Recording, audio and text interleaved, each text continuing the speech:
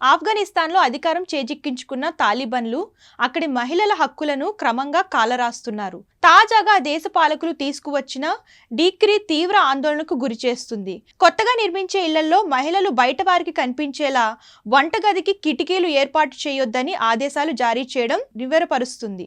అయితే వంటగదులు, ఇంటి ఆవరణం, నీటి కోసం బావుల దగ్గరకు వచ్చిన మహిళలు బయట వారికి కనిపిస్తే అభ్యంతరకర చర్యలకు దారి తీసే అవకాశాలు ఉందని చెప్పుకొచ్చారు.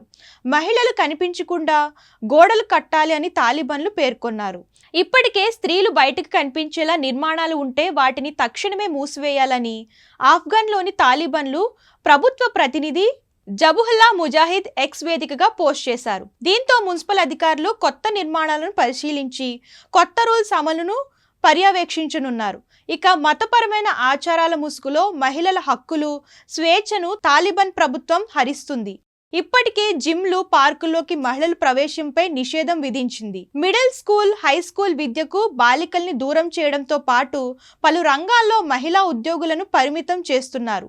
అలాగే ఆటలాడటంపై నిషేధం, బహిరంగ ప్రదేశాల్లో మహిళలు తల నుంచి కాలి వరకు బట్టలు ధరించాలని కఠిన ఆంక్షలు విధించారు.